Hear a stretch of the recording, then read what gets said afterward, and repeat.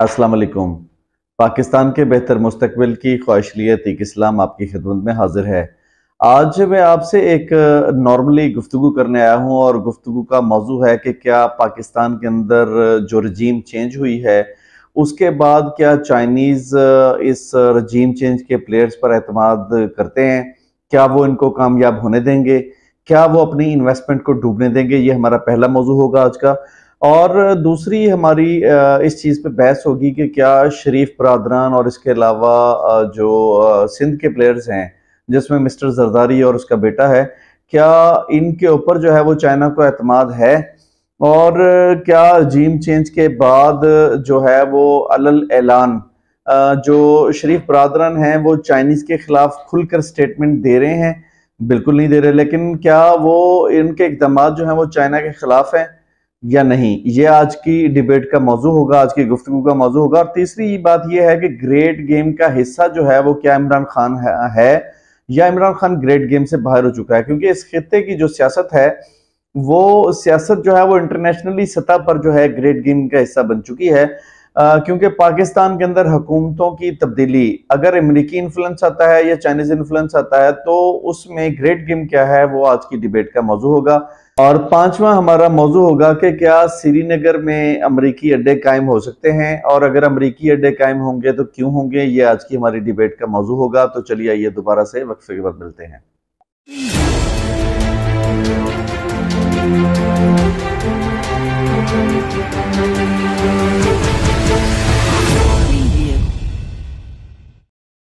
Welcome back. सबसे पहले हमारा मौजू ये है कि क्या रजीम चेंज के बाद जो है वो चाइना इन प्लेयर्स पर एतमाद करेगा जिसमें शरीफ बरादरान हैं और सिंध में जरदारी और उसका बेटा। ऑब्वियसली इसमें जवाब नफी में होगा, क्योंकि जिस वक्त पाकिस्तान के अंदर रजीम चेंज हुई और पाकिस्तान के अंदर जो है वो सी पैक को रोल बैक करने की बात की, और रोल बैक करने की बातें जो है वो यूरोप से शुरू हुई, और खासकर अमेरिका ने इन्फ्लुएंस करना शुरू किया कि पाकिस्तान के अंदर जितना भी सी पैक का मामला है, अगर आप उसको रोल बैक करते हैं तो उसके मद्दे मुकाबिल हम एक बहुत बड़ा प्रोजेक्ट जो है वो उसमें आपको शामिल करेंगे। न जाने कौन सा वो प्रोजेक्ट था जिसमें $1 बिलियन का प्रोजेक्ट उन्होंने कागजों में ही शो करवाया था। तो चाइना ने इसका बहुत बड़े पैमाने पर जो है मजाक उड़ाया था। तो इसमें रजीम चेंज के जो प्लेयर्स थे, क्या जो है वो चाइना उन पर एतमाद करेगा या नहीं करेगा? बिल्कुल ऐसा मुमकिन नहीं है, क्योंकि दुनिया इस वक्त बहुत तेजी से तब्दील हो चुकी है।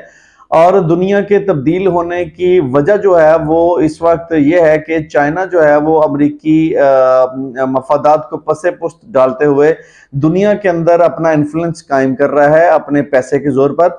और दुनिया में जो एक बिजनेस की इजारादारी कायम हो रही थी अमेरिका की और अमेरिकी डॉलर की, उसको पसे पुश्त फेंक कर इस वक्त चाइना दुनिया के साथ बिजनेस करने में पेश पेश नजर आता है। तो एक जो सुपरमेसी की जंग है उसमें चाइना जो है वो एक स्टेप आगे बढ़ते हुए जो इकदाम उठा रहा है, तो उसकी वजह से जो अमेरिकी इन्फ्लुएंस है दुनिया में एक एक स्टेप जो है वो कम हो रहा है।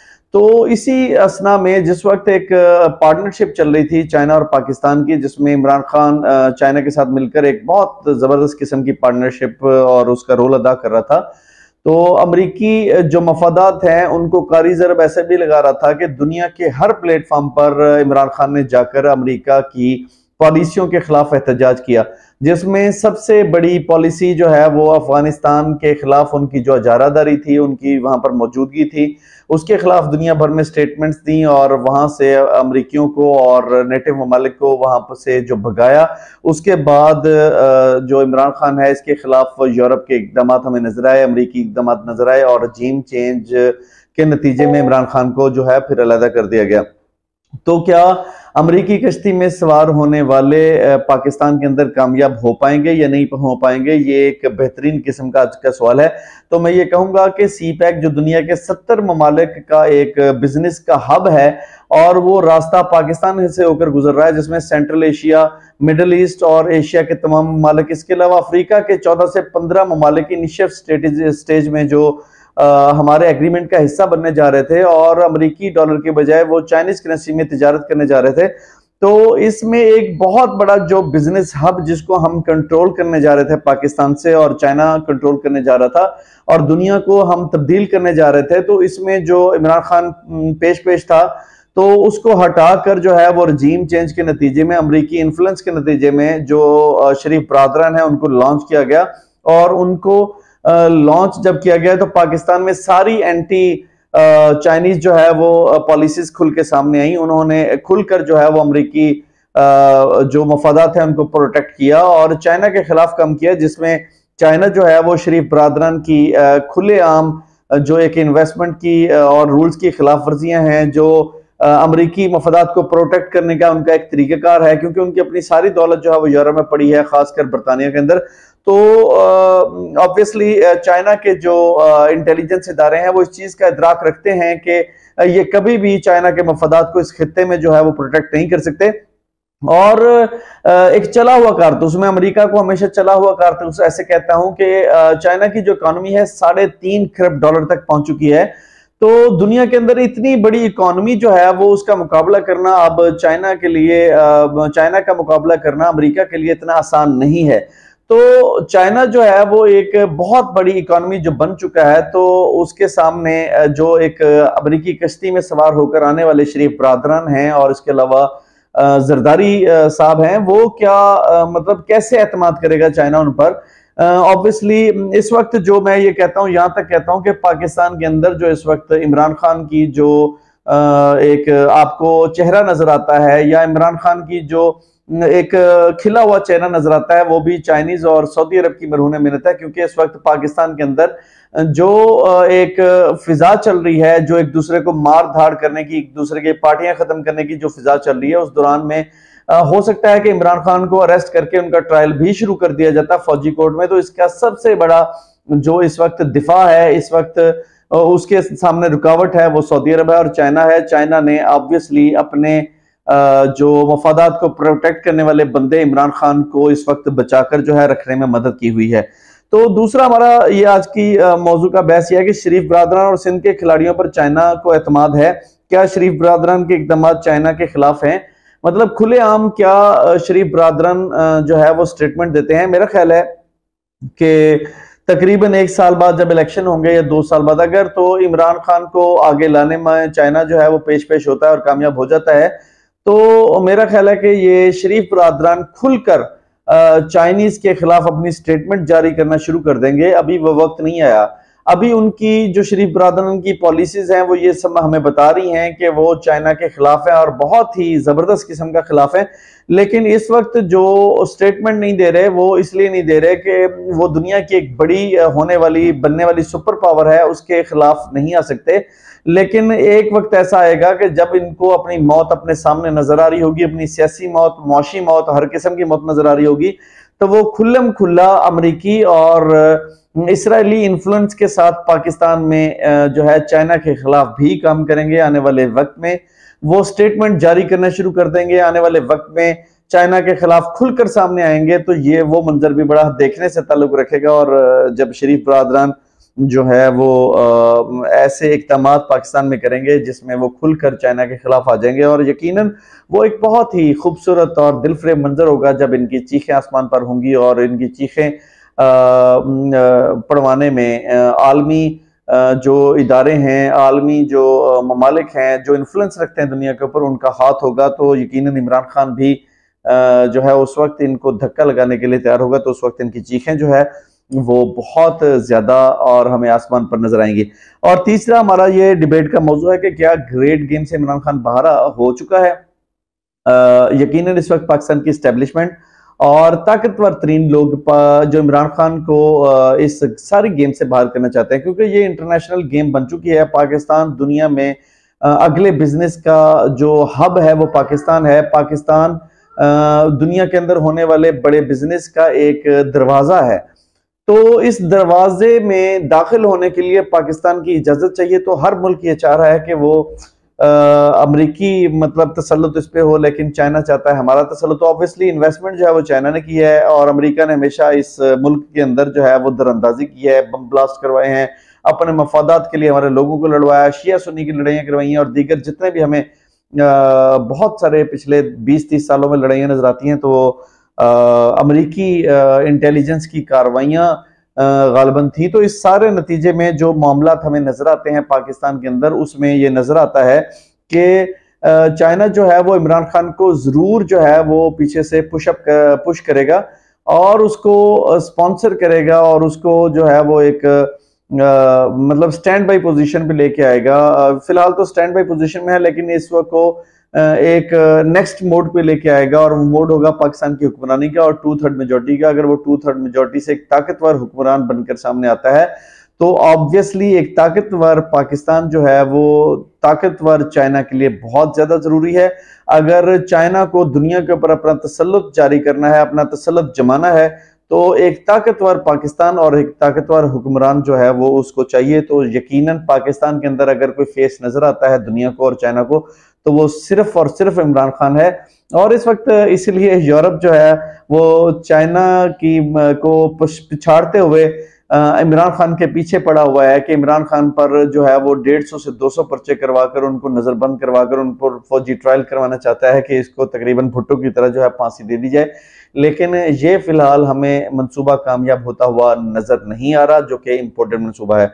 और अगला स्टेप ये था कि श्रीनगर के अंदर अमरीकी अड्डे, तो इसका मैं ऐसे कहूंगा कि अभी हालिया जो दौरा किया है मोदी ने अमेरिका के अंदर, तो उसको एक बहुत ही ह्यूज लेवल का और बड़े लेवल का जो प्रोटोकॉल दिया गया, उसकी बेसिक वजह ये थी कि अमेरिका जो है वो जब भी उसको इस खिते में किसी की जरूरत पड़ी है तो वो इसी तरह प्रोटोकॉल देता हुआ, ये जैसे कि आप समझ रहे हैं कि अफगानिस्तान के अंदर जब उन्होंने इनखला करना था, फौजी इनखला, तो उसमें इमरान खान की जरूरत पड़ी थी, तो वजीर खारजा था और इसके अलावा उनके जो अहलकार थे वो इमरान खान को इसी तरह ग्रेट लेवल का एक प्रोटोकॉल देते हुए नजर आए थे। लेकिन मोदी का प्रोटोकॉल है वो इतने बड़े लेवल का था कि इमरान खान का प्रोटोकॉल उस बड़े लेवल का नहीं था। तो इसकी बेसिक वजह क्या थी? एक तो यह है कि जो एक बड़ी इकोनॉमी है इंडिया की, 596 अरब डॉलर के उनके बैंक रिजर्व्स हैं, तो इतनी बड़ी इकोनॉमी के साथ जो है वो जब जाएगा वहां पर और 2 अरब डॉलर की इन्वेस्टमेंट करेगा, तो एक तो यह है कि अमेरिका की जो अपोजिशन है और अमेरिका की गवर्नमेंट है वो सारी की सारी उसके सामने लेट गई थी और वहां पर उसका ग्रेट प्रोटोकॉल और रेड कारपेट और तकरीर के दौरान 15 दफा क्लैपिंग वो बेसिकली सिर्फ इस वजह से हुई है कि इस खिते से जो इमरान खान ने अमेरिका की मौजूदगी को खत्म किया और इस खिते से जो बाहर निकालने की कोशिश की, और अब दोबारा जो अमेरिका है वो इस खिते में एंट्री चाहता है, क्योंकि यहाँ पर जो मिनरल्स हैं, जहां पर जो एक जेर ज़मीन मादनियत है, उस तक रसाई चाहिए। तो इस खिते में मौजूदगी के लिए वो अपने पर तो तोड़ता रहता है। तो जब इमरान खान ने उनको निकाल बाहर किया और इस खिते से जो है वो जूते मारकर बाहर निकाला, तो ऑब्वियसली उनको अपने अड्डे तो चाहिए। पहले वो उन्होंने कहा जी इमरान खान हमें अड्डे दे,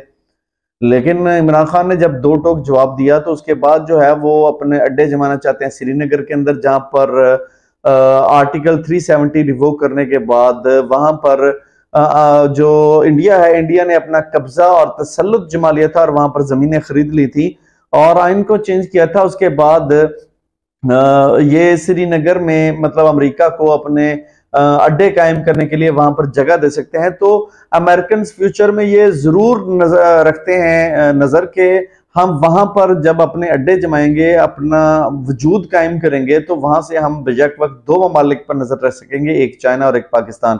और ऑब्वियसली जब उन्होंने जाकर इस किस्म का स्टेप किया और उसमें एक न्यूज कॉन्फ्रेंस भी की दोनों ममालिक के सरबराहान ने, तो चाइना ये चाहता था कि पाकिस्तान के अंदर से एक बहुत बड़ा एहतजाज जो है वो उसको रिकॉर्ड किया जाए, लेकिन ऑब्वियसली अमेरिकी किश्ती में सवार होने वाले किस तरह से एहतजाज नोट करवा सकते थे। तो यकीनन उनको इमरान खान की भी याद आई होगी कि किस तरह से आलमी फोरम पर इमरान खान ने अमेरिका के खिलाफ खुल खुलाकर बयान दिए थे। तो इस जगह पर अगर जाकर देखा जाए तो अमेरिकी जो तसल्लुत कायम होने जा रहा है श्रीनगर के अंदर, तो चाइना जो है वो जरूर इसको सबक सिखाने की इंडिया को बात करेगा और इंडिया को सबक सिखाएगा भी, लेकिन वो इस तरह से होगा कि अगर पाकिस्तान में चाइना नवाज हुकूमत आ जाए और चाइना का अगर कोई बंदा पाकिस्तान में बेहतरीन किस्म की इस खिते में उनके मफादात की जो फाइट है वो कर सकता है, तो वो सिर्फ और सिर्फ इमरान खान है। और अगले आने वाले दौर में मैं ये समझता हूं ना तो इसको जो है इमरान खान को फांसी दी जा सकती है, ना इसको जेल में डाला जा सकता है। अगर जेल में डाला भी जाएगा तो चाइना और सऊदी अरब इस मामले को बहुत ज्यादा हाई लेवल पे प्रोटेक्ट करेंगे और इसका बैकअप करेंगे, क्योंकि उनके यहाँ पर जो मफादात हैं वो इमरान खान की वजह से ही मुमकिन हो सकते हैं। और ये बहुत ही जोरावर और बहुत ही स्ट्रांग किस्म की आवाज है जो कि पाकिस्तान के अंदर जो चाइनीज मफादात हैं उसको प्रोटेक्ट करने की जो आवाज है वो सिर्फ और सिर्फ इमरान खान की आवाज है। तो इसलिए इमरान खान को शिकस्त देना जो है बहुत ज्यादा मुश्किल है और बहुत ज्यादा डिफिकल्ट है। और जितने भी 13-14 जमातें वो मिलकर, एस्टेब्लिशमेंट मिलकर इसको शिकस्त देना चाह रही है, लेकिन वो इसको शिकस्त नहीं दे पा रहे, ना ही इसको अरेस्ट किया जा कर पा रहे हैं। तो उसकी बेसिक वजह यह है कि बहुत सारे ममालिक जो है वो इमरान खान के इनिशिएटिव को, इमरान खान के स्टैंड को जो है वो बैकअप कर रहे हैं और आने वाले इलेक्शन में भी बैकअप करेंगे। लेकिन देखना यह होगा कि क्या एस्टेब्लिशमेंट पाकिस्तान में आने वाले जो इस वक्त इलेक्शन है 2023 के, क्या उसका रास्ता हमवार होने देती है या इलेक्शन को पोस्टपोन कर देती है, जिस तरह पंजाब के अंदर और खैबर पख्तूनख्वा के अंदर इलेक्शन पोस्टपोन हुए हैं। तो आने वाले दिनों में ये देखना होगा कि एस्टेब्लिशमेंट का रुख जो है वो किसकी तरफ है, अमेरिका की तरफ या चाइना की तरफ। ये आज का हमारा मौजूद था। इंशाल्लाह ताला एक नेक्स्ट डिबेट के साथ बहुत जल्द आपकी खिदमत में हाजिर होंगे। तब तक के लिए इजाजत, बहुत बहुत शुक्रिया। पाकिस्तान जिंदाबाद।